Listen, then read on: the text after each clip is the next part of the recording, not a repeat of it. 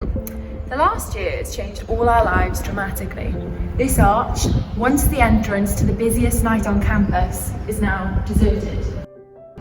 So, as we stand here now, I think it's an ideal time to take a look back on the last year from the university student's perspective.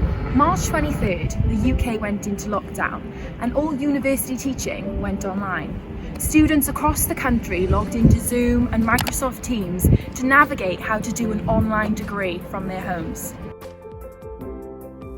As summer approached, cases rose to new highs, and on top of the stress of all this, students prepared to take exams under these new unprecedented conditions, online.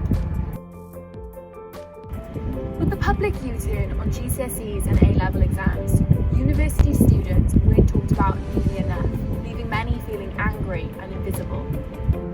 Despite cases rising, students were encouraged to return back to university with the promise of blended learning, a mixture of high quality, online and face-to-face teaching. However, for most, the reality was far from this. So who better to hear from about this topic than the students themselves? I've asked students across the UK about how their uni life has been affected by the pandemic in terms of their financial status, academic ability and mental well-being. Let's start our journey at one of the UK's top 10 universities, Bristol. Right, so hello, my name is Will. I'm a third year biology student at the University of Bristol. So the pandemic has affected my university life in quite a few ways. First of all my entire course was moved online for the entire year. I haven't done anything in person. In terms of mental well-being and stuff, I've been quite fortunate because the accommodation that I'm in is a 10-man house. So although it is a lockdown, there's always so many people about to talk to and stuff that I felt like I haven't been that adversely affected by everything. In previous years, I was living in flats and things like that with much less people in, and I think I would have struggled a bit more, but because there's been so many people about, I've managed to have a really good time really and largely stay on top of work, you know. Someone is lucky to be surrounded by friends in houses. In fact, at Fallowfield Halls in Manchester University, students awoke to find workers putting up metal barriers outside their halls of residence. How's it going? I live like 4.5 hours away. If they knew this was going to happen, what was the point of making us all come here if we're going to do online lessons? Like, we've barely got any milk and bread to last us till Monday. We can't do our washing. I mean, it's a bit pathetic. Although not all universities handled the pandemic in the same way as Manchester, there seems to be a general consensus of dissatisfaction amongst uni students.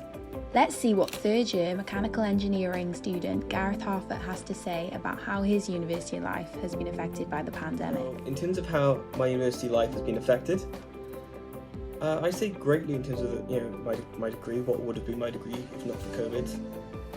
Because mechanical engineering as a degree doesn't actually require that many practical hours to be certified. I think we'd hit the target before COVID actually was a thing, and so my department decided that it would be best to basically just send everyone home, and they've stuck to that. I haven't been into university since the pandemic started. One thing I do think is that the university doesn't know if I or any other people are going through anything, because I don't think they ask. They're not active in trying to offer help, in trying to find out what people are going through, people need, and if they need extra help. It's just, help there if you want it, if you want to go out your way and find it, which I think, and as I've noticed it not just from me. I'm not saying I wish they'd done it for me, because I think I'm fine, but there are people who I know who have been greatly affected by the pandemic, and the university isn't checking up on them. During they have to look after themselves. Yeah, I mean, there's on top of that, there are other payment things to consider, such as, we were told to go home. We were told, and then at some points we were told to stay home. I was in my hometown in Wales for a long time this year. Again, paying for a place that I was told I couldn't live in. And it's, so, there's a lot of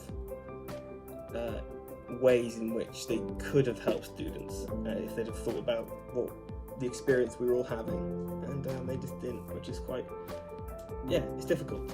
I think in terms of the university's response, there is a lot that was left to be desired, I think, in the last year and a half. And Gareth isn't alone in feeling this dissatisfaction. Uni students Sarah and Liam sit down to talk about how, although their course has thankfully worked adequately online, the amount of money they have been forced to pay has left them feeling cheated. It can be done online, whereas unlike some things that have practicals, ours is all just computation based. So in that sense it hasn't affected our degree, but obviously not being able to go outside and socialise makes it feel like you're doing a lot more work. Just makes, in general, the whole year a lot harder. Yeah, it's just quite monotonous. Like, you wake up, do some lectures, like live lectures on your computer, and then like try and take breaks. But just staying in the same house all day is a struggle. Last year, I did still have to pay for accommodation, even though I didn't live in it for about half the year. That's which true. is quite a lot of money. Yeah, it's a bit unfair that they said blended learning, even though it was quite obvious it probably wasn't going to happen. A lot of people could have stayed at home, even though it's a loan. People don't realise how much money that actually is and how much that puts them in debt. When I asked them if they thought that the money they pay for their course is worth the level of teaching, the answer was pretty clear. Definitely not. No. If someone tries to tell me that online Zoom lectures and a few problems classes is worth the same as much as when we were going into lectures, having in-person teaching, then it shouldn't be worth $9,000 in the first place. Yeah, like $9,000 is just... There's no way they can justify us paying this amount. I mean... Yeah, like just normally, like $9,000 normally face to face is just ridiculous. Is a lot, yeah. I think it's all is overpriced, and it's more for business now. They encourage people to join the university, even with lower grades, purely because they just want more students and more money to make the university bigger. So yeah, I don't understand why we would still have to pay $9,000 a year if it's just online. No other product that you would have to buy is the same. If they're going to make us pay the $9,000 a year, then we should have a bit more of a say in how much we're paying and changing it depending on circumstances. Yeah.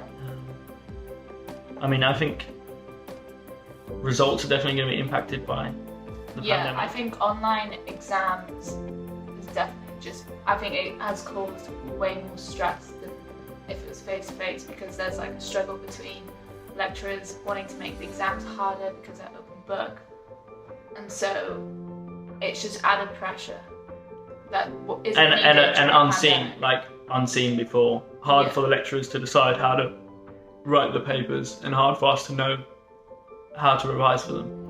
It seems over the last year and a half that the consensus between the students is that there has been much more stress added to their degree. Whether this has been the student mental well-being, financial costs of unoccupied housing, or even drastically different academic conditions, it is clear that they've had a difficult time, and I'm hopeful that as the pandemic restrictions become more relaxed, that students are able to regain some of what they have lost. However, as Liam pointed out, if universities really are sold to us as a product now, then why can't the customers get some of their money back? And if the money isn't going to improve teaching methods, then where is it going?